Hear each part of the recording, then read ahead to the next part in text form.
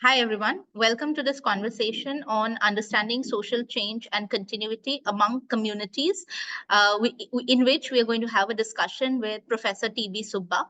I'm going to very briefly introduce our illustrious speaker, who doesn't need much of an introduction, but Professor Subba retired as a Professor of Anthropology, Northeastern Hill University, NEHU, Shillong, India, in April 2022. Earlier, from 2012 to 2017, he served as the second Vice-Chancellor of Sikkim University. He received awards like the Homi Bhabha Fellowship, Mumbai, Dr. Panchanan Mitra Lecturership, and R.P. Chanda Centenary Medal for 2015, Asiatic Society, Kolkata, the Guest Professorship at the Free University of Berlin, and Baden-Württemberg Fellowship at the South Asian Institute, Heidelberg University. He served as a member of the advisory boards at the National Museum of Mankind, Anthropological Survey of India, and the INTAC. He has authored and edited 18 books and published over 80 articles on various issues related to the Eastern Himalayas. His recent publications include as sectional editor for Northeast India and Bangladesh, Brill's Encyclopedia of the Religions of the Indigenous People of South Asia, and as co-editor, the Routledge Companion to Northeast India with J.P. Wouters. His forthcoming book, edited with Ben Campbell and Mary Cameron, is titled The Routledge Handbook of Himalayan Environments, Developments, and Wellbeing. He is currently a visiting professor at the Indian Institute of Technology, Gandhinagar, and an adjunct professor at Taylor's University, Kuala Lumpur. Professor Subba, it's our immense honor to welcome you to Doing Sociology, and thank you so much for making time amidst your busy schedule. Right. So let me get straight to our discussion and sort of ask you this question about defining the category of the indigenous in the Indian context. I mean, if you could take us through the trajectory of the concept.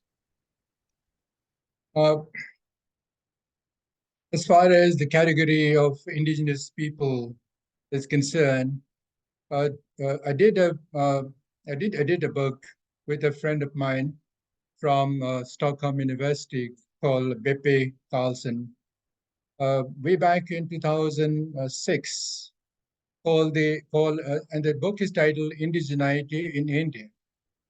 It's been many years since we did that book, so I've kind of forgotten the details. But what I remember is this, that very well-known scholars like B.K. Roy Burman and Andre Bethe have difficulties accepting this category called indigenous people. To them, the country has received waves of migrants from all directions for thousands of years. So unless we talk about a particular time frame, it's very difficult to say who is a migrant and who is indigenous to a particular place. Now, although STs are considered to be indigenous in India by and large, Roy Burman and Andre Bethe do not believe that all STs are indigenous either. So and not all indigenous people are STs. STs are, there are those. There's no particular definition of STs in India. By STs, we mean those who have been categorized as STs in the Constitution of India, recognized, listed in the Constitution of India. Now, indigenous people have four different definitions. The first being as the first citizens of a particular place. The second being being there when the colonial masters arrived. Third being a category of people who are considered as marginalized or deprived category of people. And the fourth is a little controversial, which is about self-identification, when people who consider themselves to be indigenous. So we have these issues, and although, as I said, the government of India doesn't recognize this category called indigenous people, I'm a little surprised that for the past 6-7 years, the Ministry of Culture, Government of India, has been sponsoring a celebration of World Indigenous Day. So I'm not really sure whether the government of India has changed its stand about indigenous people or not, but most probably they haven't. Right. So, what are some of the conceptual issues related to indigeneity in India, and what is at stake when we talk about indigeneity? Uh, Actually, I mean, having done that book called Indigenite in India, I do not really see that there are any serious conceptual issues. In fact, Virginius Kaka, who many people know, he says that there's no problem actually identifying the indigenous people. Now, the real issue is political. Now, once you recognize a group of people as indigenous people, then you have to also recognize this right to self-determination. That's where the trouble lies. And the government of India did have this provision for the right to self-determination till the year 1963, when Nagaland was formed as the 16th state of India. But once after 1963, this chapter was closed by government of India forever, and the government of India doesn't want to raise this issue anymore, because if you do that, then there will be demands for secession from the Union of India, from different parts of India. And of course, as a kind of midway kind of solution, Roy Berman says that, well, we might still consider granting them the right to self-determination, but in respect of their natural resources and control of natural resources, and not really beyond that. But then most of their natural resources are in the under the control of land mafias and the very powerful capitalists, local elites, etc. So even granting them that limited right to self-determination in respect of control of their natural resources might be very difficult. Right. So you've also written on the Nepali community in India in Yes. your works. So could you talk about the historical specificity of this community in India? Yeah, I think uh, the most part of Nepali history or history of Nepali community in India is very convoluted. I, I would I would not hesitate to say that. Now, many Indians regard Nepalis as migrants from across the border. Those who just came from across the border. But if you look at the history of Nepali community in India, it is uh, uh, it is quite complex. In fact, there are very clear traces of the Nepalis having migrated from different parts of India, like Gujarat, Maharashtra, Bengal, Odisha, and taken refuge in Nepal during this rise of Muslim power in India during 12th, 13th centuries. And they entered Nepal through the western borders of Nepal because they couldn't go directly through the Tarai part of Nepal. Tarai was highly malarial, and then people died of black fever and yellow fever in no time. So they all entered Nepal through the Kumaon Garhwal Himalayas, and they first came in contact with communities like Magar and Gurung, and a little later with the Newars of Kathmandu Valley. And this historical trajectory can be also seen being vindicated by not just by the fact that all the root words are Sanskrit, like in these Indo-European languages, but also the Tadbho words or the colloquial words are also borrowed from, drawn from Gujarati, Marathi, Bengali, Odia languages, and further borrowing from local languages like Magar and Gurung and Newar happened after they entered Nepal. These people were basically Indian Brahmins who entered Nepal to protect Hinduism, and they they became Nepali. They had a very kind of a different identity once they started living in Nepal, and they're intermarrying with the local communities like Magar and Guru, and which led to emergence of new castes in Nepal.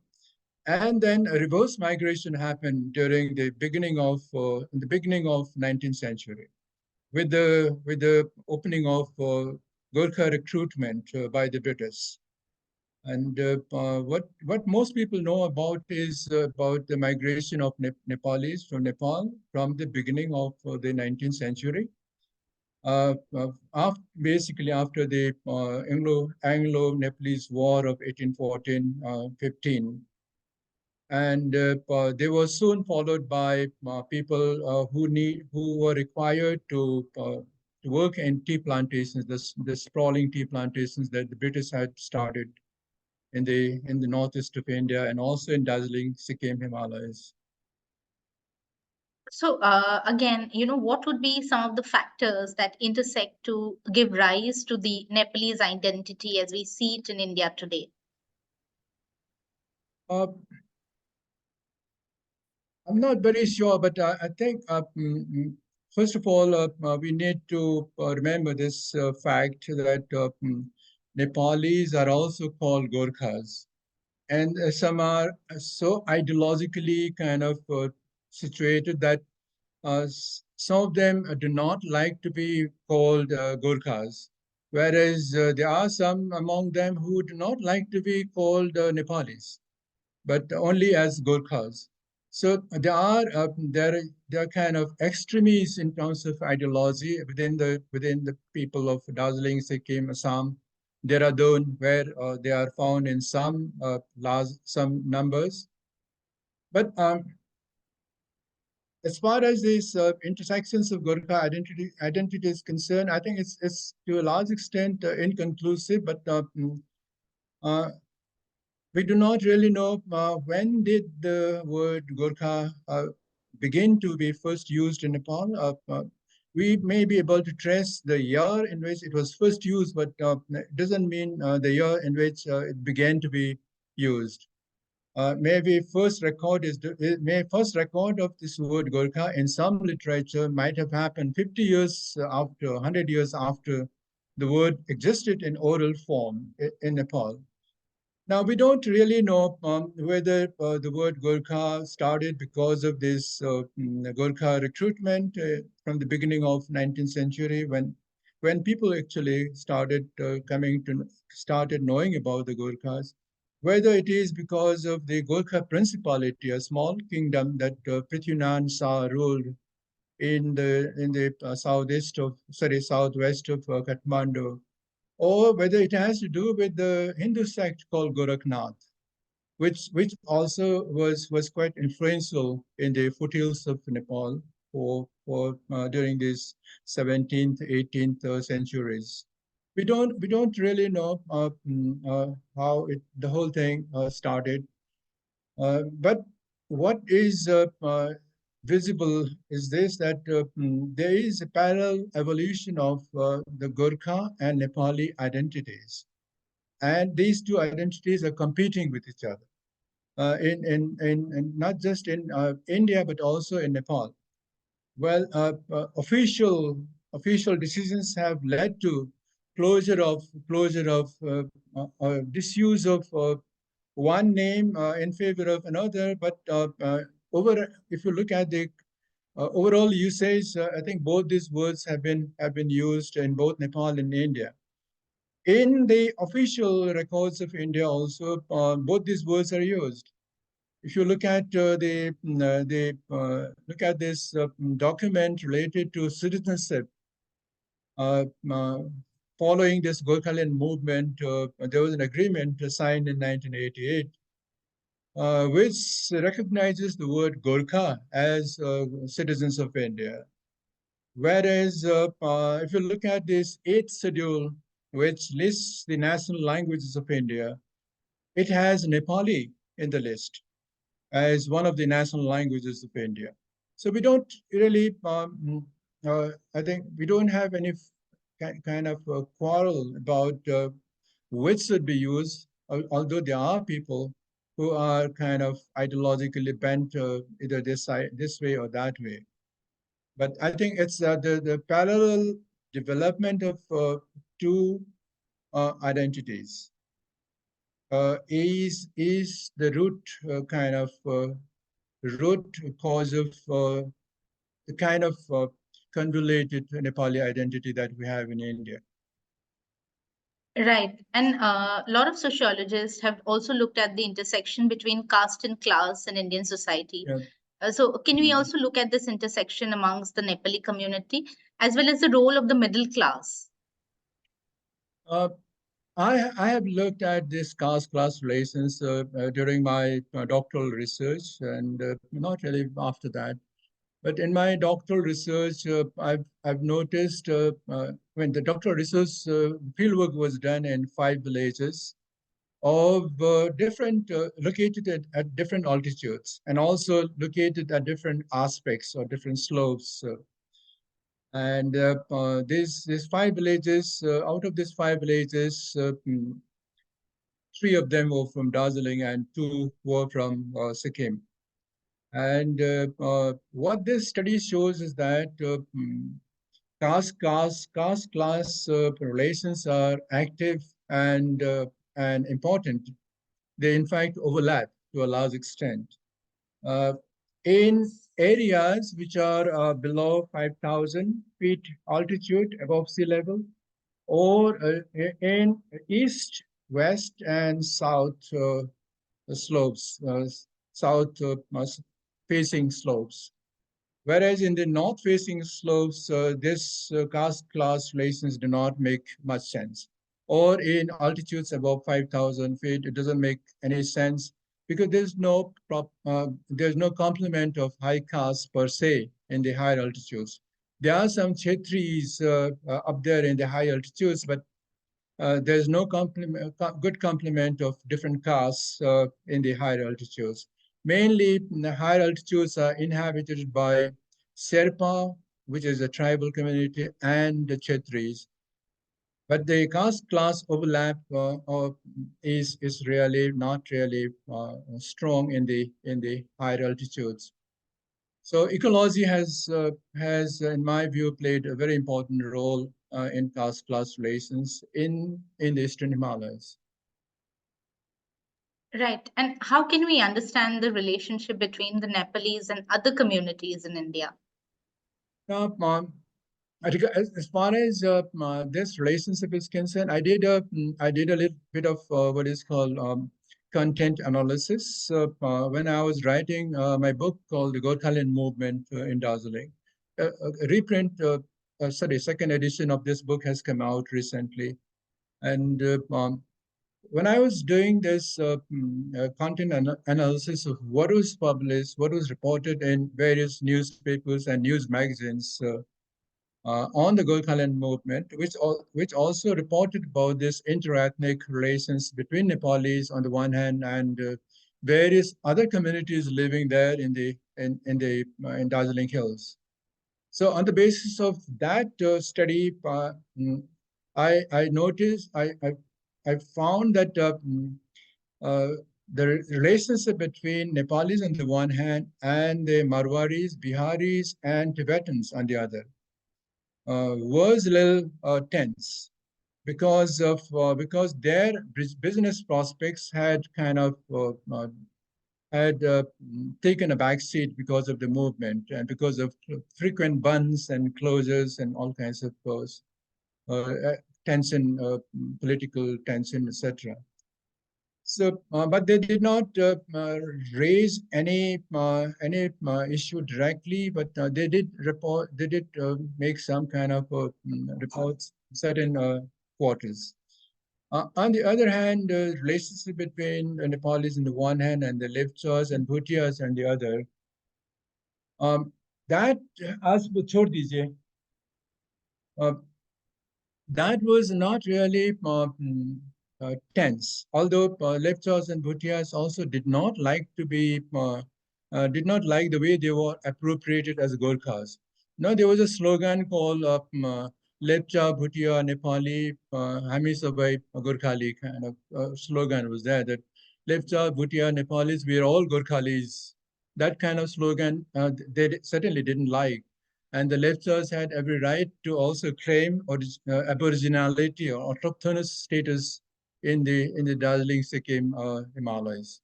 So, but they were all brought under the kind of Gurkhali identity by the majority Nepalis, which they Uh, didn't like, of course. right, right. You've also But I, looked at, yes, yes. but I know I don't have any recent data or update on this matter. So Right. my data are a little dated.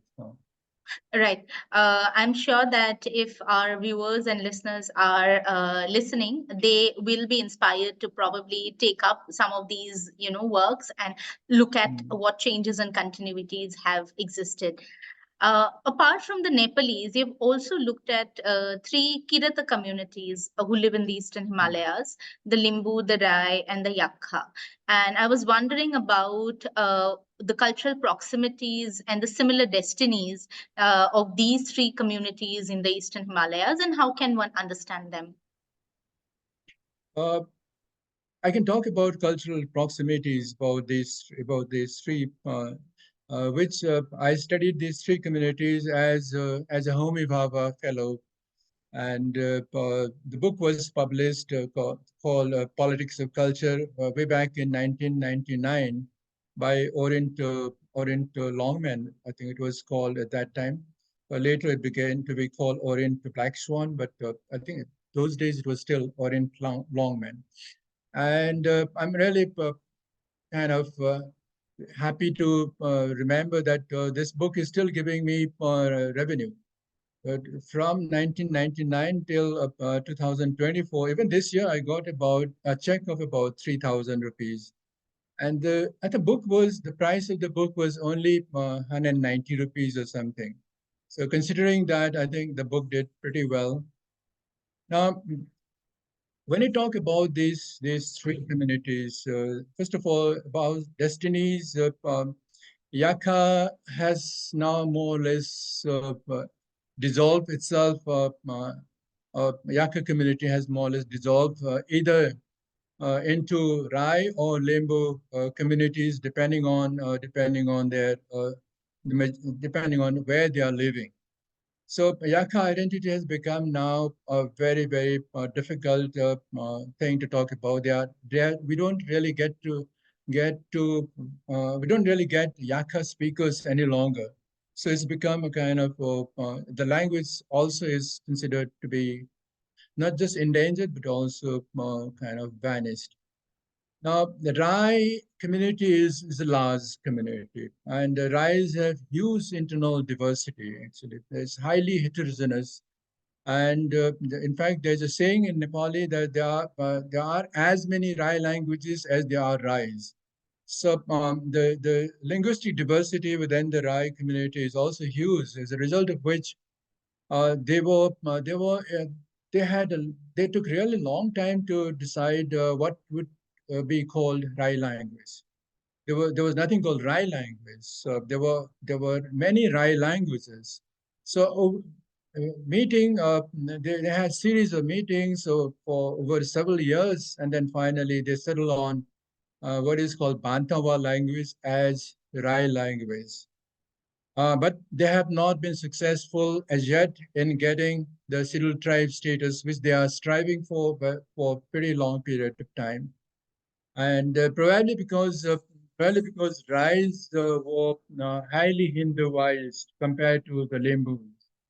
The Limbus were in the kind of either in the western part of Sikkim, uh, so they were neither they were brought under Buddhist influence, nor did they come under Hindu influence because they were in the extreme eastern part of Nepal. Whereas Rais being closer to Kathmandu Valley, they came under a huge Hindu influence, and perhaps I guess that that's one reason why they have not been successful in getting the civil tribe status. But talking about proximities, I think there's a huge proximity among these three. They have same priests can officiate in marriage, birth, death rituals of all these three communities. They said they worship the same deities, local deities. Although some of the names may be different, but the deities are same. They also worship uh, this Lord Shiva, who's of course named differently by these communities, but Lord Shiva happens to be the supreme being for all the three communities. And I would dare say that animism is still the foundational religion for all the three. And although animism is not recognized as a religion, which is unfortunate, but it is a religion that supported uh, humanity for 90% of its history. Its organized religions have come into our life only for the last 10% of our history, actually. Anyway, coming back to proximity again, I think one of the most clear right, kind of evidence is a negotiated marriage. A formal negotiated marriage can take place between these three communities. The Rai family can go and ask for the hand of a Limbu girl officially, and that is accepted, and it will not be considered as inter-caste marriage either. So between these three communities, marital relations are free, and then they can go for negotiated marriage, and that kind of marriage, even between Rai and Limbus, will not be considered really as intercaste marriage.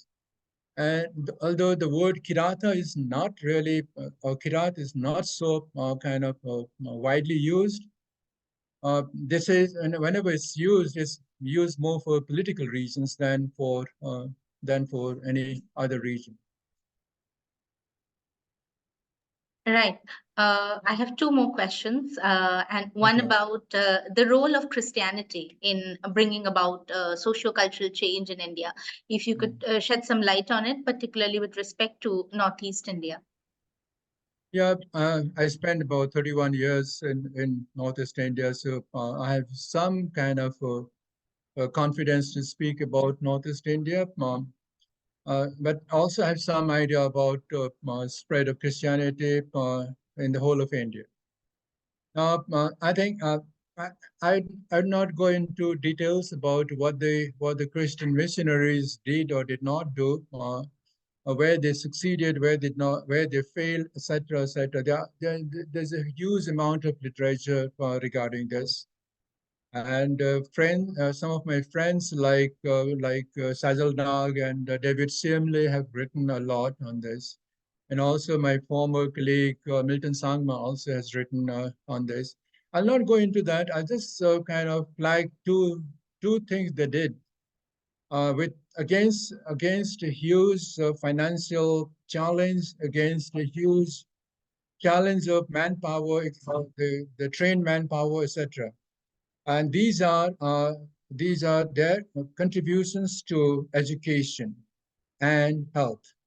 They open schools, whatever might have been the ultimate ulterior motive. They open schools in areas where there existed none. They also open hospitals in areas where there's no medical facilities available, no health facilities available. They had no idea about hygienic living, etc. And they not only kind of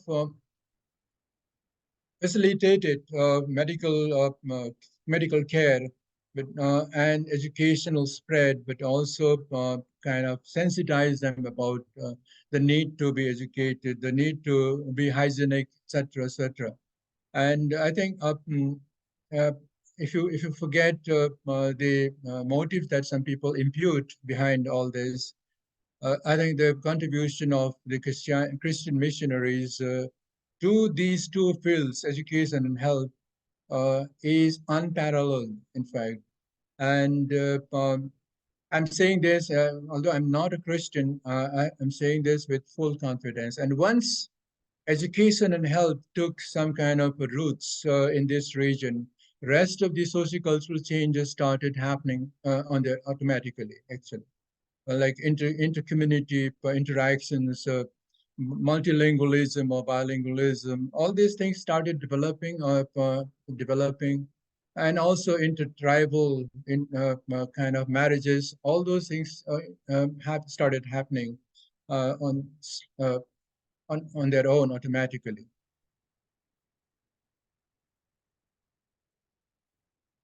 All right, sorry, I was muted. Last question. Want to ask about the application and usefulness of the ethnographic method in understanding the cultural politics of communities in India. Till yesterday, I was asking my students about ethnographic method, and now I have to answer this question. I'm fully. I mean, I can go on speaking about the virtues and vices of ethnographic method, but I think if you want to know about the politics of culture or the politics behind cultural activities, I think the ethnographic method is one of the best. I wouldn't say that this is the only method that should be used, but this is certainly one of the most practical, one of the most useful methods for understanding why people are doing certain things in matters of their language and culture. You know, there are large number of communities all over India, in fact. They are in the process of reviving their languages and cultures. I mean, some of them have lost their languages and cultures to a large extent. So, on the face of it, reviving their languages and cultures look very innocuous, very innocent. But there is a possibility of an ulterior kind of wish to be to be recognized as scheduled tribes or as indigenous people. No community is recognized so far as indigenous people, but about 700 communities have been recognized as scheduled tribes. And you know, there are another 250 communities awaiting recognition as scheduled tribes in India. So there are so many people in the list, in the queue. From Darjeeling and Sikkim Himalayas, only there are 11 communities waiting to be allowed uh, into this list of scheduled tribes. So this list is indeed big, and there are huge. There's a huge list from Assam, and you'll get to know about this very soon, since you are working in IIT Guwahati. But the list is indeed huge. I mean, I think every tea tribe, the so-called tea tribe, is also desiring to be listed and as a scheduled tribe. Now, if you use any formal method of investigation or research, you'll get to know what they are doing, the different aspects of their activities, etc. But you will not get to know why they are doing what they are doing. What the kind of mind, the thinking behind what they are doing. In order to do that, you have to use. I mean, you are not compelled to use it, but one of the best methods that one can use is ethnographic method, because that gives you that allows you to first of all treat yourself as equal to them, if and to make friends with them, to win their trust, win their hearts, etc., etc., and be genuinely concerned about their futures, be empathetic to them, etc. All these qualifications that I have mentioned would be possible only if you are following ethnographic method of data collection. And if you do that, I think it's possible to know why they are doing what they are doing, or the mind behind what they are doing. Thank Right. you. Thank you. Thank you so much, Professor Subba. This was a very, very interesting conversation, and I think we got to know a lot about studying the Eastern Himalayas. So thank you once again, because a lot of young people who follow doing sociology also work on the Himalayas. So I'm very optimistic that this discussion will prove useful to them. So thank you once again. Welcome.